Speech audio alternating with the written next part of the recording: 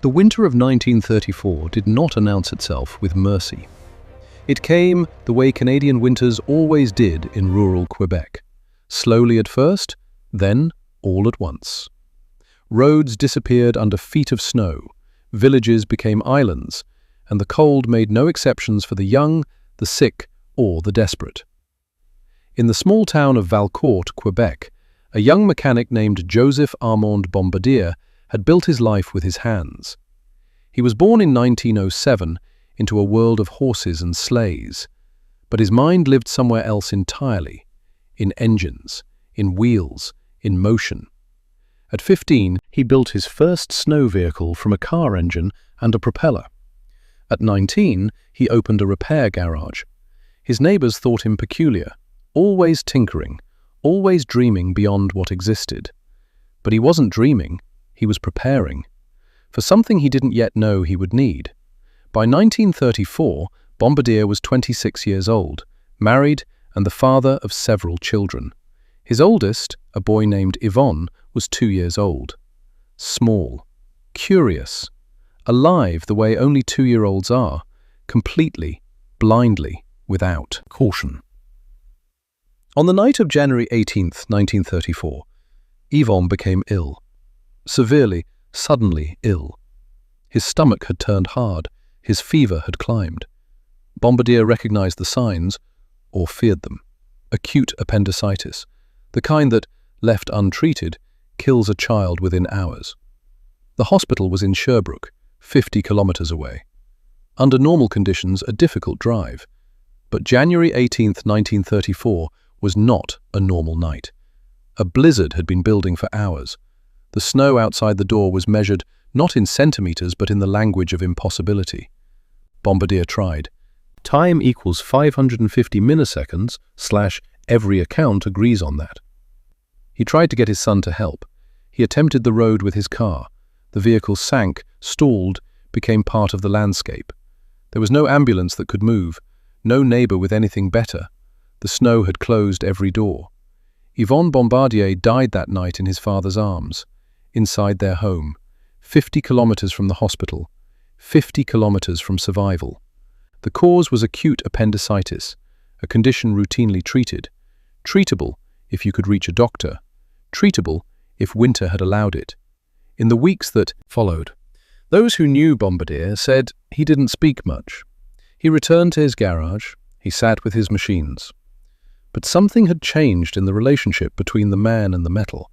He was no longer tinkering, he was building a case against winter. The problem Bombardier identified was not just mechanical, it was philosophical.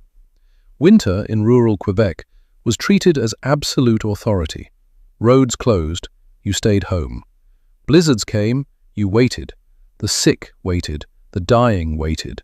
Winter always won. Bombardier decided it would not win again. For 3 years, Bombardier worked. His garage in Valcourt became a laboratory of grief, transformed into engineering. He studied tracked vehicles used in wartime. He experimented with rubber, with steel, with cotton. He failed dozens of times. He discarded dozens of designs. He kept one photograph of Yvon on the workbench. The central challenge was propulsion through deep snow. Conventional wheels found no traction. The vehicle would need to distribute its weight differently, to float above the snow rather than fight through it. Bombardier's answer came from understanding both the land and the enemy. He would use tracks. In 1937, the B-7 emerged from Bombardier's garage, a tracked vehicle, unlike anything seen before on Canadian roads. It seated 7 passengers inside a closed wooden cabin. Rubber and cotton tracks gripped ice and snow. A Ford V8 engine pushed it forward at 50 kilometers per hour through drifts that swallowed cars whole. Bombardier did not advertise the B-7 as a commercial product. He did not position it for tourism or sport. He brought it first to the people who had needed it most. On the night Yvon died. His first customers were doctors, medical professionals serving isolated rural communities who understood, without being told, exactly what this machine meant. And then the ambulance drivers. In rural Quebec, winter ambulance service had been a contradiction in terms. You called for help and hoped the snow would cooperate. With the B7, the equation changed. An ambulance could reach a patient could reach a hospital. Winter had lost its veto. Rural priests came next. In the Catholic communities of Quebec, last rites were not a formality. They were essential, urgent, a matter of spiritual life and death. Before the B7, a priest in winter could not always reach the dying. After the B7, he could. Bombardier had given them a machine for mercy. Each doctor who climbed aboard the B7 was, in some sense, saving someone's Yvon. Each ambulance that moved through the blizzard was preventing another father's vigil beside a cold window. Bombardier could not undo January 18, 1934, but he could make certain it happened to fewer families, fewer fathers, fewer sons. The B7 was not perfect. Time equals 5 milliseconds, /. It was heavy, expensive, and accessible mainly to institutions. Bombardier knew this. He kept working. In 1942, he completed the B12, a larger vehicle carrying 12 passengers. Then the C-18, built as snow buses for logging companies and rural transport, each iteration more capable, each one carrying more lives. Word traveled through the isolated communities of Quebec, the way important things always do, slowly, then everywhere. Farmers who had seen the B7 pass told other farmers. Village doctors wrote to colleagues in other towns. A machine existed that made winter survivable, that made distance irrelevant, that made help possible.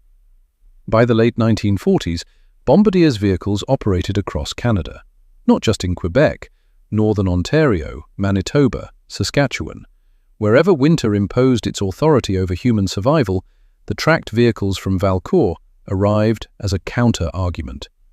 The company employed dozens, then hundreds of people. The garage had become a factory. Joseph-Armand Bombardier was not building a fortune. He had not set out to build an empire. He had set out to build a machine. Time equals 4 milliseconds that could reach a hospital 50 kilometers away through a blizzard. That every subsequent success was built on that foundation, on one father's refusal to accept what winter had done. This was the truth no balance sheet could fully capture. Then came 1959, and with it, a pivot that no one fully anticipated. Bombardier had spent 20 years building vehicles for necessity. Now he built one for joy. The Ski-Doo, a small, lightweight, single-person snowmobile, was designed for recreational use, for farmers, for hunters. Time equals 4 milliseconds / for anyone who simply wanted to move across winter rather than wait for it to end. The Ski-Doo became a phenomenon. By the 1960s, Bombardier's factories were producing thousands annually.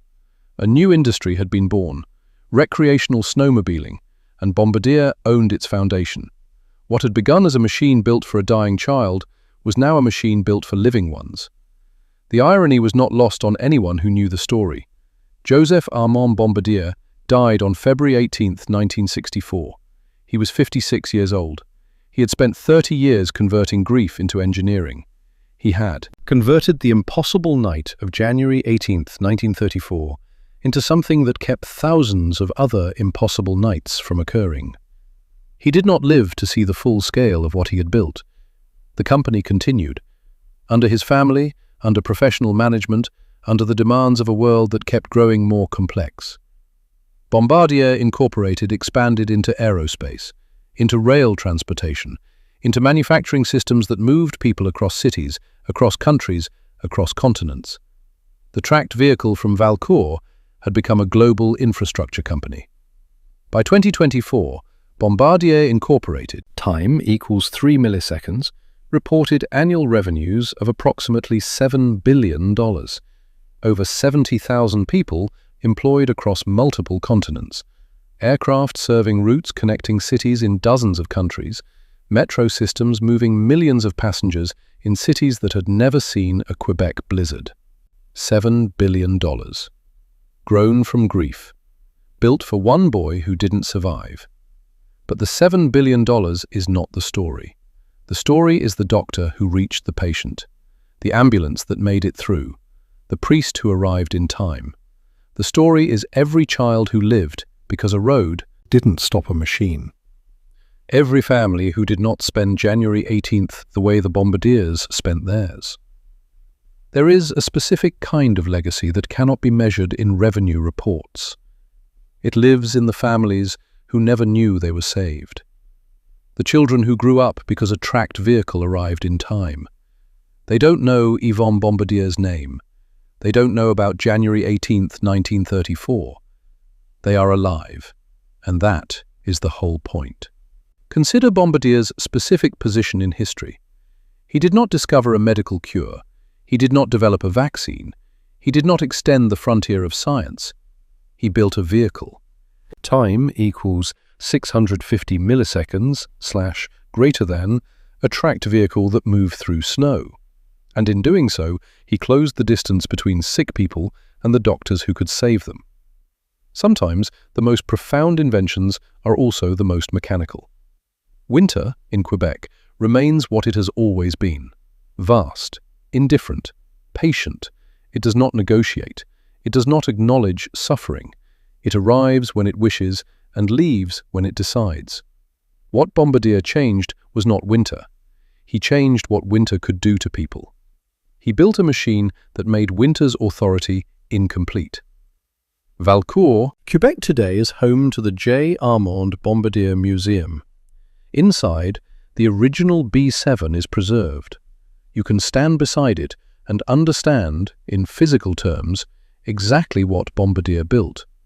It is not elegant, it is not refined, it is functional to the point of beauty. A wooden box on rubber tracks, built to move through what nothing else could. Among the things displayed at the museum is the story of Yvon, the 2-year-old, the reason. Some visitors stop there longer than anywhere else, not because of the mechanics, not because of the revenue figures or the corporate timeline. Because a father loved a son, and that love produced something that outlived them both by decades and will outlive us still. It is worth sitting with the specific arithmetic of consequence. One child's death. One father's refusal to accept its cause as natural. 3 years of solitary work. One machine. Thousands of lives made possible. Tens of thousands of descendants of those lives now walking the earth, who would not exist had winter won on January 18th, 1934. There is a question embedded in every story like this one. The question of what any of us would do with an unbearable loss. Whether grief becomes a wall or a foundation.